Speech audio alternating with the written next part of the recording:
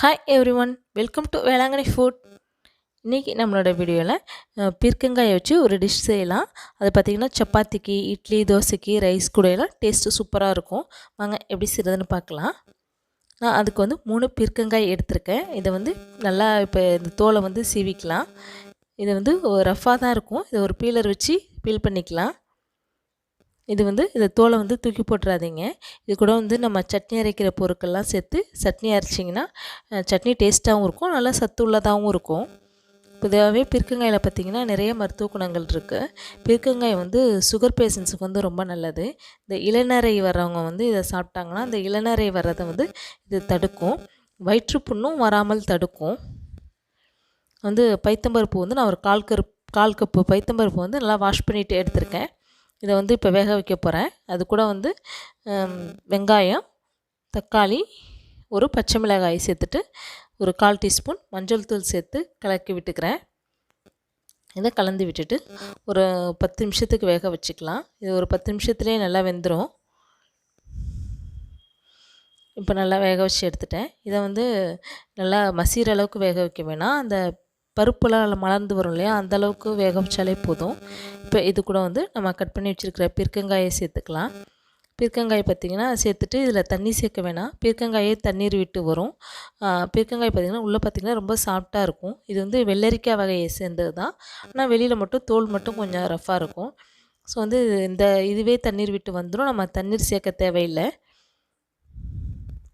இது கூட 1/2 டீஸ்பூன் சீரகத்தூளும் தேவையான அளவு உப்பும் சேர்த்துக்கிறேன். உப்பு சேர்த்துட்டு இதை கலந்து விட்டுக்கலாம். இதை கலந்து விட்டுட்டு ஒரு 7லேருந்து ஒரு 10 நிமிஷத்துக்கு இதை வேக வச்சுக்கலாம். பீர்க்கங்காயை பார்த்திங்கன்னு வச்சுக்கோங்களேன், நிறைய மருத்துவ குணங்கள் இருக்குதுன்னு நான் சொல்லிகிட்டு இருந்தேன். பீர்க்கங்காயை பிஞ்சாக சாப்பிடக்கூடாது. பிஞ்சாக சாப்பிடும்போது சளியும் கொஞ்சம் அதிகரிக்கும், பித்தமும் அதிகரிக்கும். ஸோ பீர்க்கங்காய் முத்துனதாக தான் பார்த்து சாப்பிட்ணும். பொதுவாக கடைகளில் பார்த்திங்கன்னா முத்துனதாக தான் விற்கும். நீங்கள் வீட்டில் எடுத்து சாப்பிடும்போது பிஞ்சாக எடுத்து சாப்பிடாதீங்க. நம்ம நல்லா முத்துனதாக சாப்பிடும்போது தான் அதில் நிறைய மருத்துவ குணங்கள் இருக்குது. இப்போ பீர்க்கங்காய் நல்லா ரெடி ஆகிடுச்சு. இப்போ இது பாருங்கள், நல்லா தண்ணீர் விட்டு வந்துடுச்சு. நம்ம தண்ணீரே சேர்க்கல, அந்த பருப்பு வேக வச்ச தண்ணீர் தான் பார்த்திங்கன்னா தண்ணீர் விட்டு வந்துடுச்சு. இப்போ இது கூட உங்களுக்கு இன்னும் கொஞ்சம் குவான்டிட்டி வேணும்னா தேங்காய் கூட பச்சை மிளகாய், கசகசாலாம் சேர்த்து அரைச்சி சேர்த்திங்கன்னா இன்னும் கொஞ்சம் குவான்டிட்டி கொஞ்சம் அதிகமாக வரும், டேஸ்ட்டும் நல்லாயிருக்கும். இப்போ எனக்கு இந்த குவான்டிட்டி போதும். ஸோ நான் அதெல்லாம் சேர்க்கல. இப்போ இதுக்கு தாளிச்சிக்கலாம்.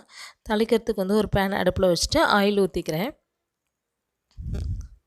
ஆயில் ஹீட்டானதும் 2 வரமிளகாய், 1 டீஸ்பூன் கடுகு நல்லா வெடித்து வந்தது பிறகு 1 டீஸ்பூன் சீரகம் சேர்த்துக்கிறேன். 1/2 டீஸ்பூன் பெருங்காயத்தூள், 2 கொத்து கருவேப்பிலை சேர்த்துக்கிறேன். இதை நல்லா கலந்து விட்டுக்கிட்டு இப்போ நம்ம தாளித்ததை எடுத்து நம்ம அந்த பீர்க்கங்காய் கூட்டில் சேர்த்துக்கலாம். அவ்வளோதான். இதை பீர்க்கங்காய் நீங்கள் இன்னும் கொஞ்சம் தண்ணி கம்மியாக வச்சுருந்தீங்கன்னா பருப்பில், பீர்க்கங்காய் கூட்டு தண்ணி கொஞ்சம் அதிகமாக வச்சுருந்தீங்கன்னா பீர்க்கங்காய் குழம்பு. அவ்வளோதான் வித்தியாசம். இதை நீங்கள் செஞ்சு பார்த்துட்டு எப்படி இருக்குன்னு எனக்கு சொல்லுங்கள். இன்றைக்கி நம்ம பார்க்க போகிற டெய்லி டிப்ஸ் ரவை இருக்கு இல்லையா, ரவை வறுத்து வைக்கும் போது அது கூட கொஞ்சோண்டு உப்பு சேர்த்து வறுத்துக்கோங்க. அப்போ அந்த மாதிரி வறுத்து வச்சிங்கன்னா புழுக்கள் அதில் வராது. தேங்க்ஸ் ஃபார் வாட்சிங்.